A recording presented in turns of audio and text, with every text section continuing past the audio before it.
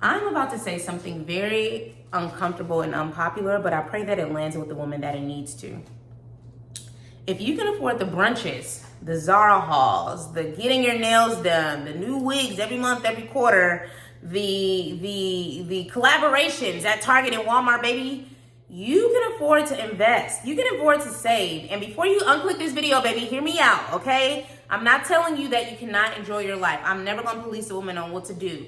But what I want us to recognize is that we are wearing our wealth, we are eating our wealth, we are spending our wealth on things that are not creating financial independence for us. And I say that because it used to be me. I used to be the girl who couldn't even afford a $200 car payment. Like, I couldn't afford just simple life's pleasures because all my money had went to traveling. It had went to the brunches and the happy hours. And I didn't recognize that when that layoff happened, that very first layoff happened in 2020, that I couldn't even afford to pay my bills on my own. Like, I had to borrow money from family. Like, and that was the lowest of the low, because at that point, baby girl had been working for 10 years in corporate America, you know? And that first layoff showed me that I wasn't a good steward over my money. Was I paying my bills? Was I, paying down my car note? Yes, but I was giving the bare minimum, babes. I think my payment was like $120,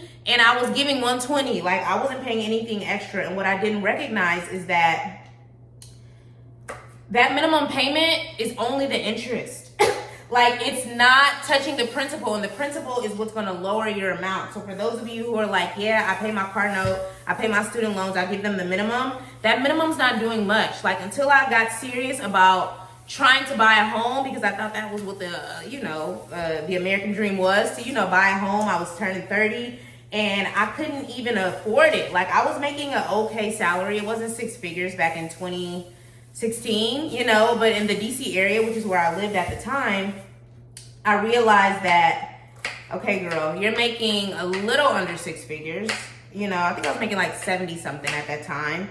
I had a modest car note. I was paying on my student loans. I wasn't paying them aggressively, as I just mentioned, but sitting down with that lender at the time showed me that I was spending my money on stuff that didn't matter in the long run. And that's not to say you can't travel, you can't do all these things, but there has to come a point in your life when you get serious about your money affairs. You have to get serious about investing, and investing beyond your 401k, because a lot of y'all are like, I'm already investing, I'm contributing up to the match. That's not enough. That is not enough. And I'm going to break down why while I cook, because I got things to do today. So what you don't recognize about a 401k, and I'm not telling you not to invest in one, baby, because my $250,000 portfolio is made up of 401ks from my former company. So I'm always going to tell you to contribute up to the match, okay? But what we don't recognize is that as we get closer to retirement age and you want access to that 401k, these are really good. If you in your health era trying to decrease your fibroids, PCOS, endometriosis, girlies, this ain't no ad, but this is really good sausage and it doesn't flare up your inflammation. But as you get closer to retirement, it's gonna cost you to access that 401k. Now, depending on what kind of 401k it is, that's another story. If it's a Roth 401k, a lot of us don't even understand the difference between 401ks. There's two types. There's a traditional 401k, which is often what the company match is at, like it's in your traditional 401k. That money is taxed. It's tax deferred, meaning when it's time for you to take it out, you have to pay taxes on it. And it's a good chunk of taxes. I ain't gonna hold you. And then there's a Roth 401k, which is often what you are contributing to. Now, this looks different at every company. That's just an example from my former company. This is why you need to log in and actually see what's happening in your 401k. A lot of y'all probably ain't even, tell me the last time you logged into your 401k's provider and checked your balance. And then comment below what kind of 401k you have. Do you have a Roth 401k or a traditional 401k? If you don't know, before watching this video, that's okay. That's why I'm here. My name is Jocelyn, and I am a money coach and the founder of Maximize Money, where I teach women how to invest their first $100 in the stock market and continue to grow their wealth with confidence. But it's beyond investing for me, y'all. This is about financial stability. This is about financial independence, not just now, but in the future, and still being able to live your good life. If you've seen any of my videos, if you're new here or if you've been here around for a while, baby girl likes to travel, baby girl likes to look good, baby girl is about her best life, okay? But it took 10 intentional years to get to the life that I'm at now. I told y'all how I couldn't afford a home back in 2016, baby, in the DC area. It's 2026. I have been in my home for almost, is it 5 years now, child? Look at us. Oh, happy birthday to me. Happy birthday to me. But I have been here for 5 years because I sat down. I left the streets, okay? And I got serious about saving. I got serious about paying down my debt. I had credit card debt. I had student loan debt. I had a car note I was paying down. I told y'all, like, I'm not perfect. I don't come from some silver spoon. Like, I am so passionate about this work because I know what it feels like to be working, and still feeling like we live check to check. And for a lot of people, you do. You know, a lot of people do need, you know, additional income. Like, I'm not talking to y'all. I'm talking about the girlies who be on Amazon in between their, you know, meetings. I'm talking about the girls who be at brunch every weekend clicking the mimosas. I'm talking to y'all because, again, I'm not going to police any woman on how to spend her money, but at some point you're going to get to your 50s, you're going to get to your 60s, you're going to get to your, sorry, I thought I saw something. You're going to get to your 70s and realize that, like, wait a minute, I haven't been investing, I haven't been saving. Like, I've only relied on my 401k, and as I mentioned, 401ks are taxed, y'all. They're taxed in a way, especially traditional ones. Roth IRA, not so much. That's tax-free growth. We love that, but a lot of companies don't even lead with the Roth 401k. Most companies actually offer a traditional 401k, and as I mentioned, that's tax deferred, meaning you're not paying any taxes now, you know, until you need to access the money, which we're going to need to access the money. That's the point of us saving in that. But as I mentioned, that's not enough. You have to put your money in other avenues, ideally tax-free avenues, like a Roth IRA. I talk about a Roth, ROTHIRA. That is one of my favorite accounts. I started my Roth IRA back in 2021. And the reason I love Roth IRAs in particular, because they also have traditional IRAs. Roth IRAs allow your money to grow tax-free, which means that after age 59 and a half, you can take all that money out, all the growth, because there's growth happening in the form of compounding interest. There is dividends being paid out by certain companies, but you don't take those dividends out. That's basically a small percentage of what the company pays every person who owns some of their shares. You reinvest that money, meaning you leave it in there and allow it to buy more shares, buy more index funds, ETFs, whatever you decide to invest in. And that's also what I did with my 401k as well. Like, don't try to take any of that money out unless you absolutely need it. You can borrow with your 401k, but you should be using your savings first. You shouldn't be using your 401k as if it's a savings account, because we need that money to grow. You know, historically, the stock market, whether it's your 401k, your Roth IRA, traditional IRA, your brokerage account, it historically returns between 7 and 10%. So that's why we want to leave our money alone and allow it to grow. And that's also why we want to start investing early, y'all. In my last workshop in March, because I just did one in May, that one was really, really good. I'm going to pop up the video of what that experience was like, or I'll put it in the description. But I had my first workshop in January. There were, you know, more, I want to say millennials, I guess, because they were around my age, 30s.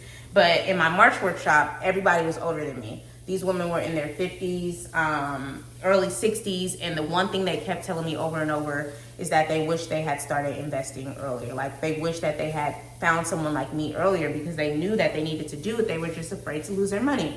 Completely understand. That's why I put it off. But as I mentioned, I got serious about creating investments for myself outside of my 401k in 2021 when I opened my Roth IRA. Did I put anything in there? No, I didn't start putting anything in there until 2022. And it wasn't even a lot to begin with. It was really just like, you know, $50 here, $100 there. But then I started to notice that those $100 was growing to $121. It was growing to $133. Like, and I was like, okay, there's something to this. And then I started looking into maxing out my accounts, because I was already contributing to my company's 401k up to the match, you know. And then I was like, okay, let me max out my Roth IRA, because that's tax-free growth year over year, meaning I don't have to pay any taxes on it as long as I don't touch it until the age 59 and a half. So I'm like, bet.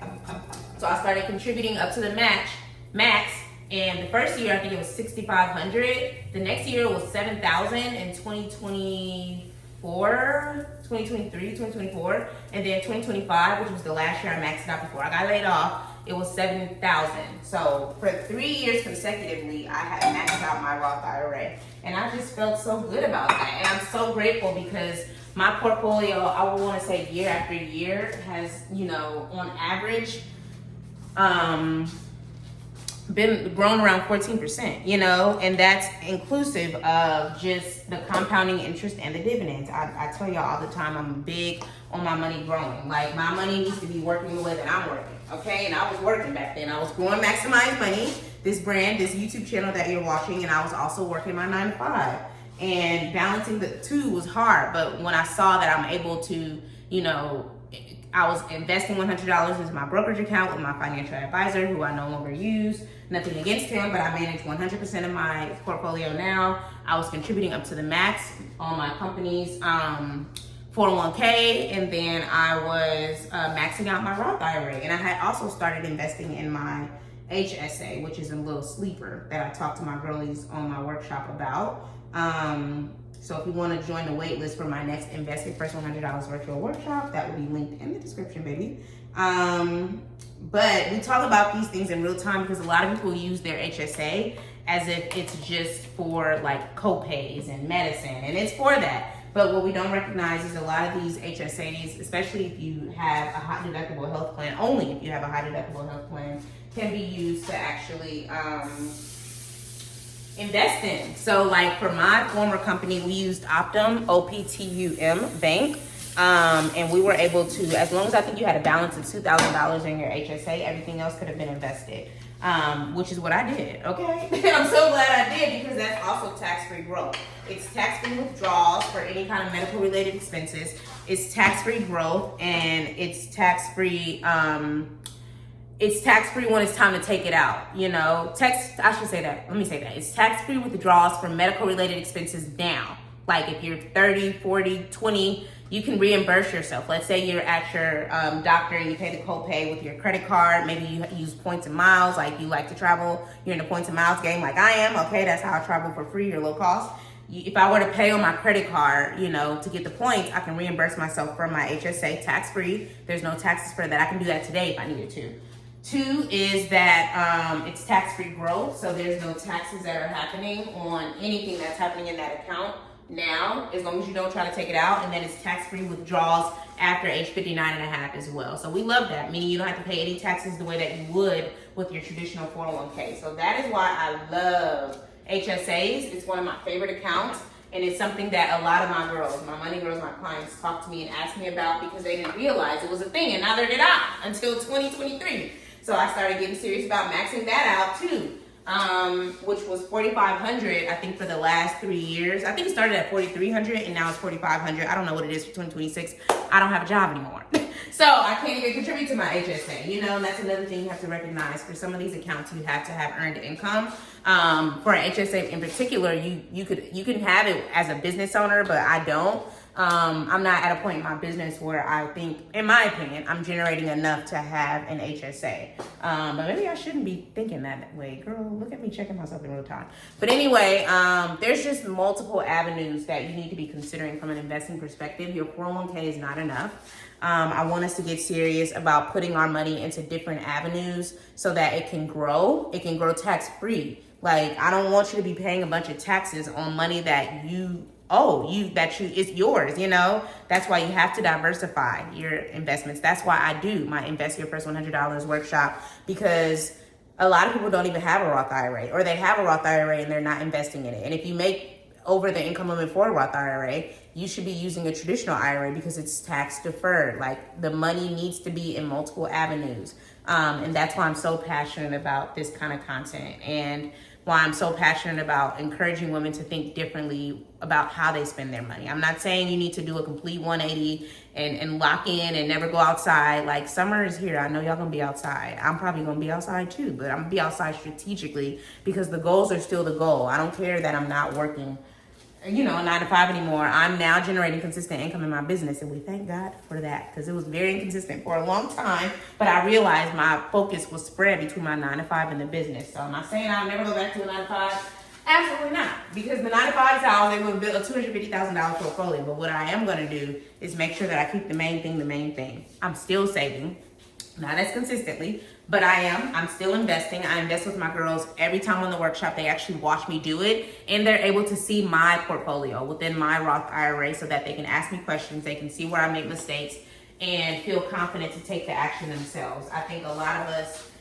aren't willing to do that, and I want you to, you know? So if you have $200 to spend at Zara, you have $200 to join my workshop. My workshop is not even $200, babes. Like, you have to shift the way that you see your money, and you have to be willing to invest in yourself, and you have to be willing to invest your money. Is it scary? Absolutely. That's why I put it off. I didn't get serious about it until my mid-30s. I don't want you to be like me. If you are in your 20s, comment below how old you are. Below, we don't shame over here. If you're in your 20s, you need to be investing. If you're in your 30s, you need to be investing. If you're in your 40s, you need to be investing. If you're in your 50s, you need to be investing. If you're in your 60s, you need to be investing. There's no age limit. That's the beauty of investing, is the earlier you start, the more your money has a chance to grow via compounding interest, via dividends, which we already know is the companies paying you a small portion of their profits just for owning their shares. Compounding interest is just the beauty of being an investor, and that's the money, the growth of the shares increasing in price. Those are things that we love to see as investors. That's why we do this. Nothing else can grow your money passively like investing, and that's why I'm always going to yell it from the mountaintops that investing in the stock market is one of the best decisions I've ever made. Buying a home was also one of the best decisions I ever made. I know a lot of people who are anti-home ownership. It's not for everybody, but it was definitely for me because I have made money from this company. I have gotten checks back when I had surplus in my escrow account, which is where, you know, your property taxes and your insurance goes. Like, I have rented out my home. Like, I'm all about ownership. I'm all about earning my time back, getting my time back without having to work for every single dollar that I earn. And all of those moves were made with my 9 to 5. So, like, I'm talking to y'all because I was once in that situation where, again, 2016, I couldn't own a home. 2018, 2018, I paid off my debt. 2021, I bought my first home. 2022, I started renting it out, okay?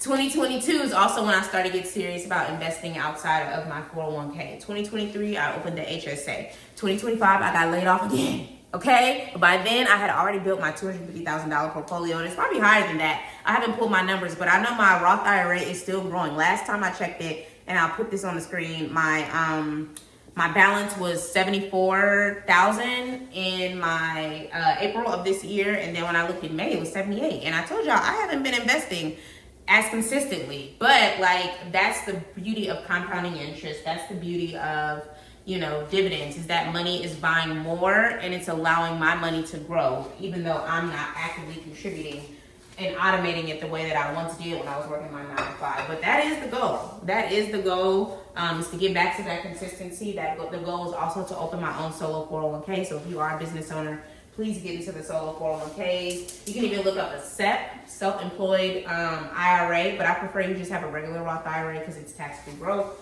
And we understand tax-free growth versus tax-deferred, you know, accounts. They make a difference. So yeah, I just wanted to kind of shift your perspective, have a little girl chat as I cook breakfast, and remind you that your money should be working for you. Wearing your money, eating your money, drinking your money is okay, okay? I'm never gonna police a grown woman on what to do, but at some point you need to be prioritizing your financial stability, investing beyond your 401k, saving in a high yield savings account, not just a regular Bank of America account. No, it needs to be at a high yield savings account. I always have mine linked below. I use Markets by Goldman Sachs. Every single month, my money is growing by 3%. I don't know what their interest rate is. Basically, instead of us paying interest, you know, in the form of like car notes and student loans, they're paying you interest for having this account. I love Markets by Goldman Sachs. I've been with them since 2018 when I really got serious about saving after I paid off my debt. And I highly recommend you put your money in there too. It's a great way to start practicing priorities. Just automating the money to your savings account, high yield savings account, like I used to do, will get you in a good habit. And shout out to Bree if you're watching this. She just opened hers a couple of months ago. She's already had a balance of $1,000. So that's the beauty of just staying consistent. It doesn't have to be large amounts. I'm glad I put large amounts in there because, again, I was laid off once. I said, God, I'm not gonna play with you no more. And I didn't play. I started putting a couple $100s in there every single month, every single paycheck. Money I never got to see because it was automated. Same thing with my investing. Like, don't leave it to chance. Don't make it something you do after the fact, because if you rushing to go to happy hour, you rushing to go to brunch, you need to be rushing to put your money in places where it can actually grow. It can grow while you're doing all these things. So Thanks for coming to my TED Talk. I know that was long, but let me know if there's any questions about anything I discussed below. I just want you to get serious, and I just wanted to make it very casual for you and let you know where my journey started and where I am now. And all of this started with $0. Let's be clear. I grew my money year over year, and you can do the same and still live your best life, okay? You deserve to live your best life. So I'll see you on the next video. Let me know if you like this kind of style of just girl talk, woman to woman, girl to girl, because I can do this every Saturday. I'm cooking breakfast every Saturday. This is usually when I can rest and ease into the day. And I love having these kind of just honest conversations because I can share more of my personality. I can share more of my journey. And it's not as structured as my regular videos, but I'll still do those as well. But let me know if I should keep up with this kind of format. And let me know what stood out to you in the comments below. I love engagement. Talk to me, I'll talk back, okay? So I'll see you on the next video. And then if you want to watch another one, okay? If you want to watch another one, talk about, I'm going to pop up on the screen my laid off, 150-day update journey of the things that I've learned, the mistakes that I've made. I'll pop that up on the screen so you can watch that one next. See you over there.